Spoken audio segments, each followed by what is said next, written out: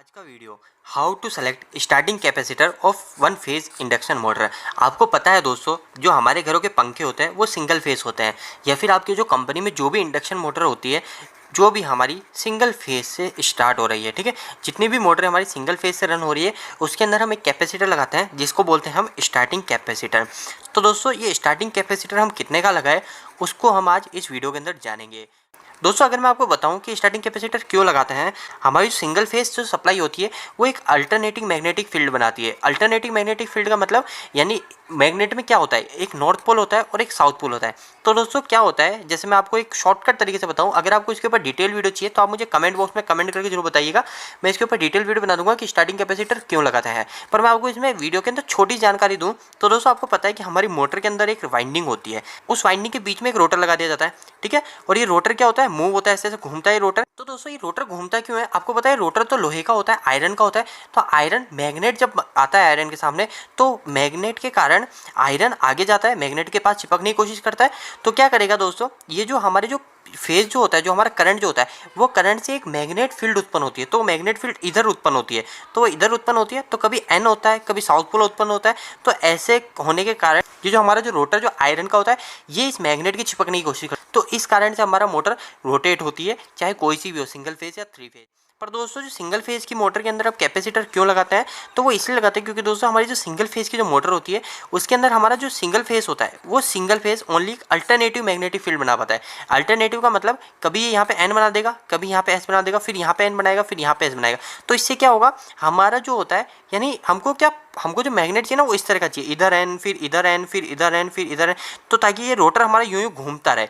पर दोस्तों इसमें क्या होता है, पहले इधर एन फिर इधर एस फिर एन, तो क्या है हमारा रोटर कंफ्यूज होता है, घूमना नहीं, ये वहीं पे वाइब्रेशन होने लग जाता है। तो अगर कभी आपके पंखे का कैपेसिटर खराब हो गया तो अगर आप उस पंखे के रोटर को एक मूवमेंट दे दोगे, यानी आप उसको डंडे से एक बार घुमा दोगे तो वो रोटर घूमने लग जाएगा।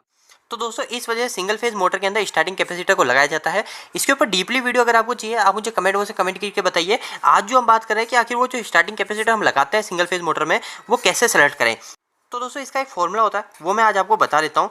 तो दोस्तों माइक्रोफेराइड, आपको पता है कि हमारे जो पंखे होते हैं उसके अंदर जो कैपेसिटर की वैल्यू होती है वो होती है 2.5 माइक्रोफेराइड, या फिर कहीं कहीं पे जो बड़े पंखे होते हैं उसमें होती है 4 माइक्रोफेराइड। तो इस तरह की होती है। तो आपको कैसे पता चलेगा कितने भी सिंगल फेज मोटर है उसके कैसे निकालोगे, तो इसके लिए फॉर्मूला होता है दोस्तों, वो होता है यहाँ पे power multiply by efficiency divide by voltage square into hertz, मतलब फ्रीक्वेंसी।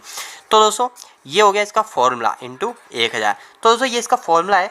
अब दोस्तों इसके फॉर्मूले को कैसे सोल्व करें, मैं आपको एक एग्जांपल दे देता हूँ। एक 70 वाट का हमारे घरों के जो पंखे है उसका मैं एक एग्जांपल दे देता हूँ, ठीक है। तो 70 वाट के पंखे में हम इसको कैलकुलेशन कर लेते हैं, आखिर इसका हम कैपेसिटर कैसे फाइंड करें।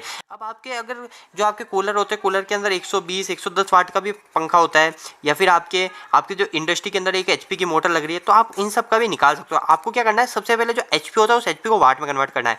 तो 1 HP के अंदर हमारे 746 वाट होते हैं, तो ये तो सिंपल है, 1 HP यहाँ पे आप 746 लिख लोगे। तो दोस्तों मैं बताता हूँ अब किस तरीके से हल किया जाता है। तो दोस्तों सबसे पहले पावर लिखिए, पावर के अंदर हमारे पावर हमेशा वाट में लिखनी है। तो अभी जैसे हम 70 वाट का एग्जांपल लेते हैं तो यहाँ पे लिख देता हूँ मैं 70, ठीक है, इंटू एफिशिएंसी। एफिशिएंसी दोस्तों आपको पता नहीं है, हमारी जितनी भी इंडक्शन मोटर होती है अगर आपको नहीं पता तो भी आप यहाँ पे 80% एफिशिएंसी रखिए, क्योंकि हमारी जो इंडक्शन मोटर होती है सबकी एफिशिएंसी लगभग 80 से 85% के बीच में ही होती है, ठीक है। और इसके ऊपर भी आती है, ऐसा नहीं है 80-85% के ऊपर एफिशिएंसी वाली मोटर नहीं आती है, वो आती है दोस्तों 90% 95% की भी एफिशिएंसी मोटर आती है। पर दोस्तों वो बहुत हाई कॉस्टली होती है, और हाई कॉस्टली मोटर अपने इंडस्ट्री के अंदर बहुत ही कम यूज होती है, ठीक है। तो आप यहाँ पे 80% ही मान के चलिए, तो 80 लिख दिया। वोल्टेज यहाँ पे लिखिए, अगर आप सिंगल फेज की बात कर रहे हैं तो यहाँ पे 220 लिखिए। अगर आप वोल्टेज कम ज़्यादा कर रहे हैं तो यहाँ पे कम ज़्यादा वोल्टेज करिए। अगर आप 200 दे रहे हैं तो 200 लिखिए, 240 दे रहे हो 240 लिखिए।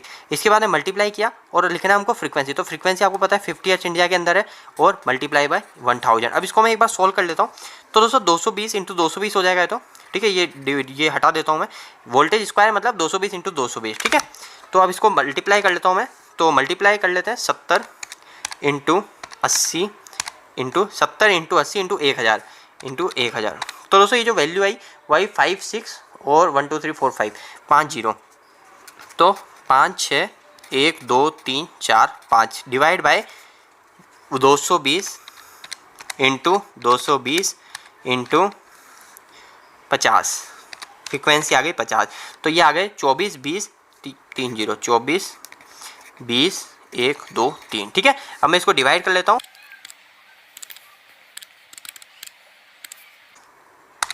तो दोस्तों मेरी डिवाइड करने के बाद जो वैल्यू आई वो आई 2.31 माइक्रो फेरेड। तो दोस्तों अगर हमारा कोई पंखा है जो 70 वाट का है तो उसके अंदर अगर हम 220 वोल्टेज से उसको ऑपरेट करा रहे हैं तो दोस्तों हमको जो कैपेसिटर की वैल्यू लगानी है वो 2.31 माइक्रो फेरेड की लगानी है। अगर आपको कोई और वैल्यू है यानी 110 वाट है तो आपको बिल्कुल सब सेम करना है, बस यहाँ पे आपको 110 वाट रखना है। अगर आपके 1000 वाट है तो आप यहाँ पे 1000 वाट रख लीजिए। तो दोस्तों बस यही कैलकुलेशन है, आप सिंगल फेज मोटर का स्टार्टिंग कैपेसिटर निकाल पाओगे। दोस्तों ये छोटा सा वीडियो आपको कैसा लगा, वीडियो को लाइक करके जरूर बताइए। अगर आपके कोई भी सवाल इस वीडियो के प्रति रह गए हैं तो आप मुझे कमेंट बॉक्स में कमेंट करके पूछ सकते हैं। इलेक्ट्रिकल वीडियोस अगर आप हिंदी में देखना पसंद करते हैं आज ही चैनल को सब्सक्राइब कर लीजिए। आज के लिए इतना ही, धन्यवाद।